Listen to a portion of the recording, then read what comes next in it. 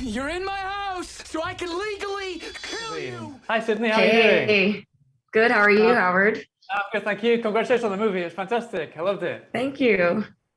So, I mean, you must be, yeah, really, really eager for it to get out on Netflix. I mean, finally, you can be the leading Scream Queen. No, but I mean, it's not just any old Scream Queen. This is a Scream Queen where it's full of nuances, really different. I was expecting, whenever I got to see a slasher movie, I'm kind of a bit dubious that it's going to fall into the same tropes, but this really doesn't. It goes somewhere else. So you must be really, really glad that this is able to take a slasher movie somewhere else, no?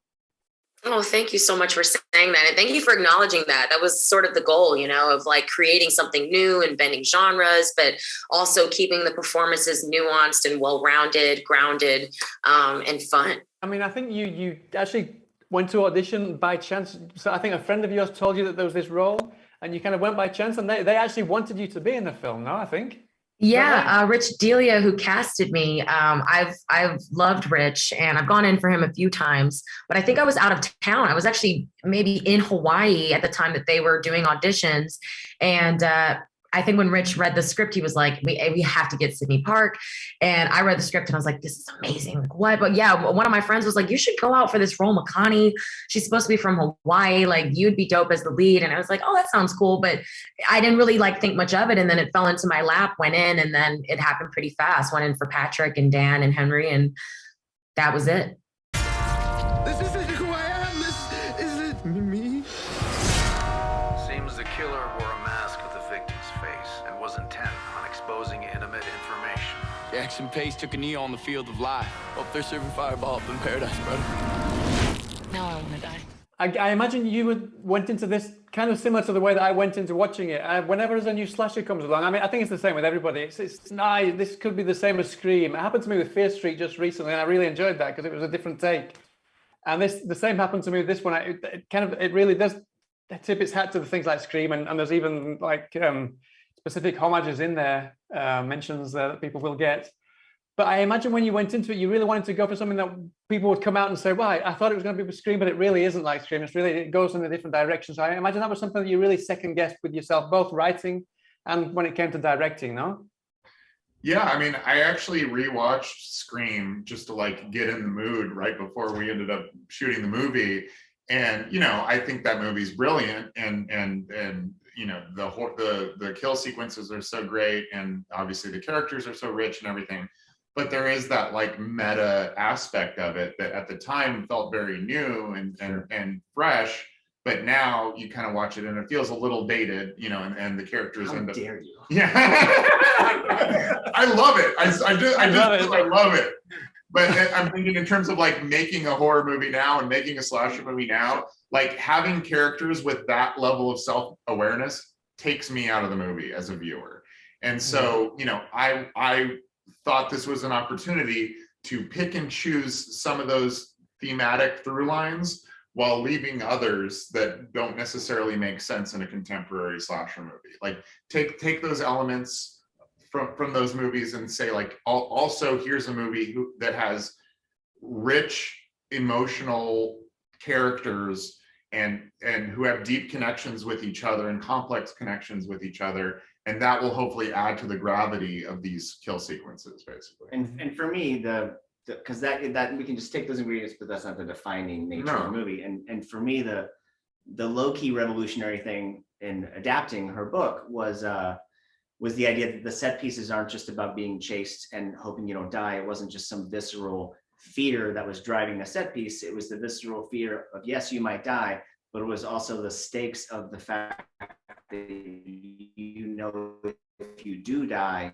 everything you didn't want people to know about you will come to light. So now there's like a real emotional investment in surviving, not just on the level of surviving, but on God, I don't want this to happen. So that made the set pieces emotional for me, and I loved having that element, and that's what. And I think it helped the actors with their performances too, because I mean that's something that Sydney has said to me, was that like she just loved the fact that she got to play a character that had a secret that she didn't want to be told, and have that be something that influence every single one of her scenes. So it's like you're not just like watching someone go about their day, react to these killings. You're watching someone say, "Oh shit, I'm going to be a primary target because I definitely have a deep dark secret."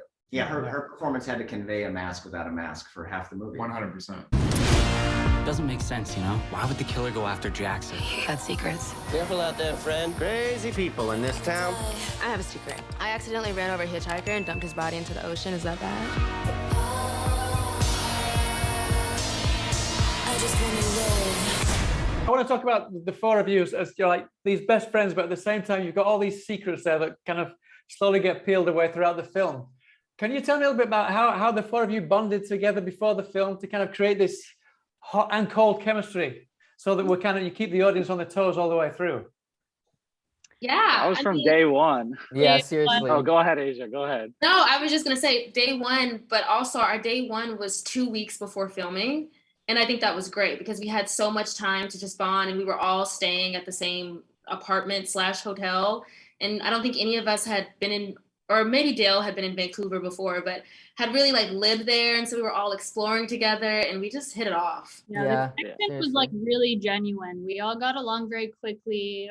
We're also all like really similar to our characters. Yeah. I want to say, I can't speak for you guys, but like it was just so cool to like hang out for so long before filming started. Yeah, it was amazing. I mean, we had breakfast together. We sometimes had dinner together. We went out together. We did everything together. It was Everything. amazing. Super Smash Bros. That's what it was. Super Smash Bros.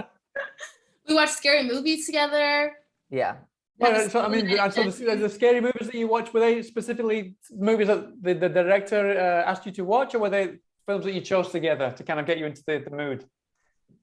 I think we wanted to keep like a lot of it pretty genuine. So I feel like honing too much into scary movies would have kind of given much more away, I feel like. Yeah. So I think a lot of us stayed away from that just to have that Maybe we're not just to fall into teenagers the in a kind of- town. Maybe not to fall into the scream tropes, no? If you kind of too much of the horror movies in your head, no? 100%. Yeah, well, because I feel like real people, like, they don't want to be in a horror movie. Yeah. You guys. We're having a wholesome high school experience until we're not. And that's something I really want to talk about is the mask. I mean, that's one of the standouts. Obviously, the characters themselves really stand out in this film because they're really much more nuanced, and it's really the film really focuses on the characters a lot more than usual typical slasher tropes now. But something that really stands out, I think will really stand out is the masks, you know, these masks, these 3D printed masks of some of the characters without giving anything away. Please tell me that someone decided to play tricks on you all with those masks. No. No. Patrick should have. Patrick definitely should have. I think it scared me just seeing like masks of people that I know trip me out. So like I was genuinely like, oh wait, it's a mask. I was like, what? Yeah. The makeup artist killed them. When like, we did the screen test is when I was like floored by it, because they did and Cam was wearing it. Yeah, it tripped me out. Yeah. I remember Patrick had his mask made too. Yeah. Patrick, our director, he got a mask made of his face just for geeks and fun for, I don't know. Shits and giggles. Shit, there's someone wearing Rodrigo's face! That must have been really bizarre, but also gratifying at the same time to work with a mask that we really have never seen before. And I think something that the audience are really going to take away with them is probably something that we'll see in Halloweens to come, no? You know what, Howard? That is a great point. No one has brought this up yet in an interview about the masks being like their own character. I think so too. It's super, super unique and really scary. It's just a trip, and it is very bizarre, but it was so fun to work with them. And we had multiples of the mask, and each they serve different purposes too. So yeah, you're so right. That's great. I love that. There's a lot of pressure to be perfect. Sometimes it's easier to be ourselves around strangers than our own friends. I got this feeling that it came from a place where you really wanted to highlight what really does go on in schools right now, that people they want to hide themselves because they feel that there's like eyes watching them left, right, and center. Now, is that something that was in the air while you were writing and directing the film? Yeah, I mean, that was something that I thought about. I remember one of our first conversations that Henry and I had after I was sent the script was, talking about one of my best friends is a high school teacher, and the thing that I was like, what's the biggest anxiety for high school kids right now?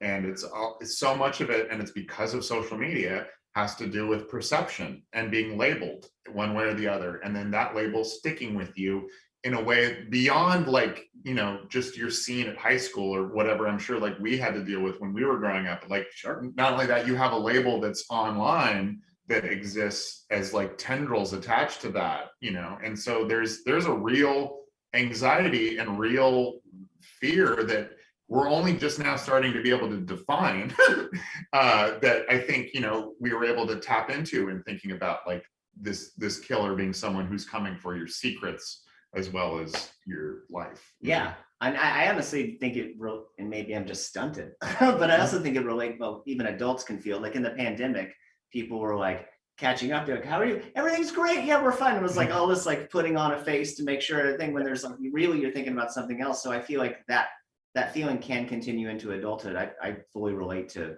the instinct. Yeah, as a human who lives with a normal and maybe less than normal amount of anxiety in my day-to-day life, like that was something that I felt like made sense to like convey and tap into with this movie.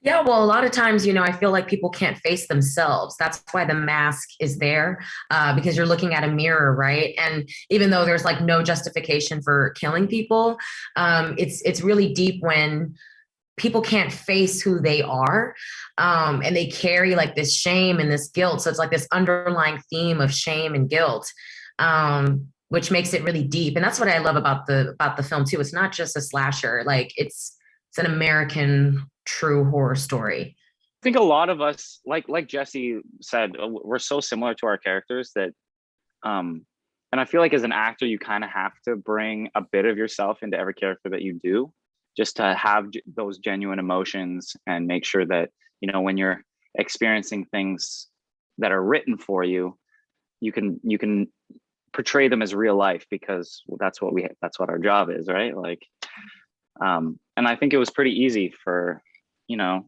throughout filming, to really get a lot of those experiences that most people have gone through in their lives. And even if you haven't, I'm sure you can pull from something similar and, you know, bring that. I imagine you must have worked a lot with Papa Bear. You call him Papa Bear, no? Your director.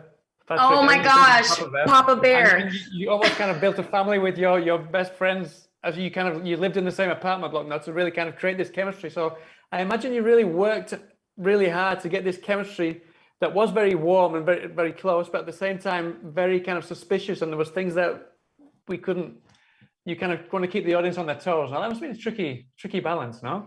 Yeah, there is a tricky balance, but I think, you know, because our chemistry, well, all of our chemistry, you know, Patrick and Henry and Dan, the cast, like we all had this amazing connection right off the bat. So we were able to like have really great discussions on and off set and say, okay, in this scene, what do we think about this? And let's try it this way. Let's play with this. So it was like this flow, it was like this synergy that just happened, which you don't find often. It's really rare. So we're really thankful for that. And I think it translated on screen. Obviously, it's early days, the film's not even come out yet, but I can imagine this starting a franchise. Is that something that you've talked about or you'd be interested in? Obviously, I don't want to give anything away what happens. So that'd be really fun. We have a great team. Henry's a beast. So we'll see. It's looking good.